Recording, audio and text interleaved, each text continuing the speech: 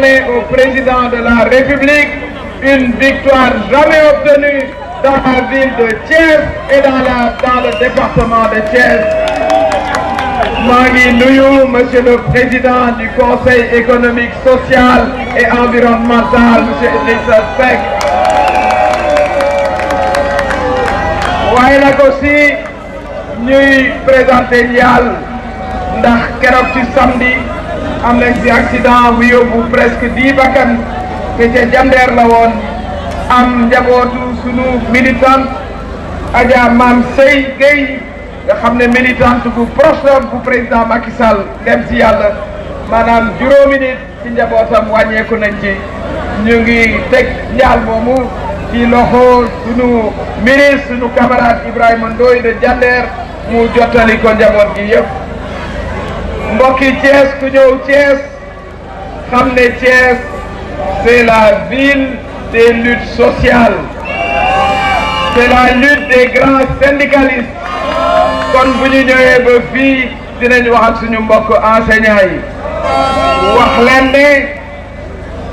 ba ngeen tàmmee ami syndicat ba léegi te yàgg na hausse des salaires bi leen président jagleel masu fi am masula am parce que le président de la République dafa xam l'importance de l'éducation pour une nation xam yéen rôle bi ngeen di jouer en tant qu'enseignant mu xam également l'impact de la hausse des prix ci seen salaire mu ngeen am ci une hausse boo xam ne bii ça va de 18 000 à 95 000 pour certains loolu musul am le corps enseignant n'a jamais eu une hausse aussi importante donc il est important que ñu wax ko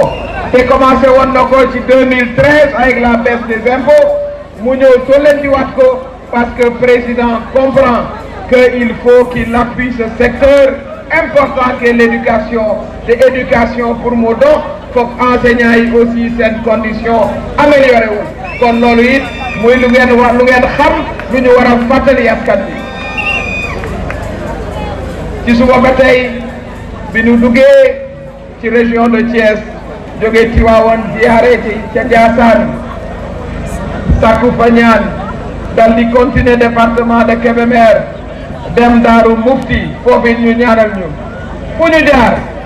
kilifa diine yi lan nuy wax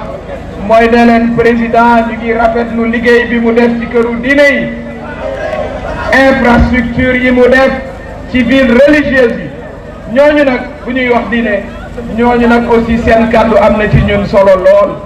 fu ñu jaar ay gërëm la ñuy wax président ak ay ñaan ndax ba mu toogee ba léegi amul benn këru diine bu ci gisul boppam loolu it am na solo kon ñi nga xam ne ñooy yëkkati wax yi def naa ne sànq Abdou Mbow wax na ko borom ñaari tur yi man dama am sët bu nekk sama kër dama ne waaw c'est quoi l'homosexualité ndax ñi ko yor def ko agenda ñoom ñooy def la publicité voilà matin midi soir ñaari góor yi ñaari tur yi c'est eux qui font la promotion wax jooju xam nañ ne amul bopp amul genn ndax loi diine moo ko njëkk a sib muy diine l'islam muy diine chrétien loolu leer na te ñun ay jullit lañu ay chrétien ñoo ne ci réew mi le code électoral condamné ko avec des peines sévères président Macky Sall suñu président coalition ne tant que mu ngi fii ci bopp réew mi kenn du mës a changer loi yooyu kenn du fi légaliser l'homosexualité waa kon wax jooju war naa feren ku laay bu yàgg waaye dañ ko bëgg a def un thème politique def ko un agenda politique di ko def promotion nag xale yi ku ne di laajte waa lii lan la ñoom ñooy def la promotion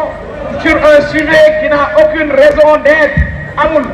bu ñu amul argument du programme du proposition ci santé wala emploi des jeunes wala jàppale famille ñu dal di ubbi tiroir bi génnewaat le thème waaye xam nañ ne loolu fii ci Sénégal kenn xalaatu ko président wax na ko fii wax na ko bitim réew wax na ko fu ne kon sujet boobu nañ ko teg ci suuf ñu uti beneen sujet ndax la ñun ni ëpp solo pour ñun mooy sunu kilifa diine yi nga xam ne ñoo apprécier liggéey bi président bi def te ngërëm ak sant ak ñaan la ñu fay jëlee fu ñu jaar ndax gis nañu ne président jàppale na diine ji ci modernisation des daara ci jàppale aussi religion chrétienne parce que ba mu demee Ziguinchor la mu njëkk a def mooy réhabilitation de la cathédrale ay ati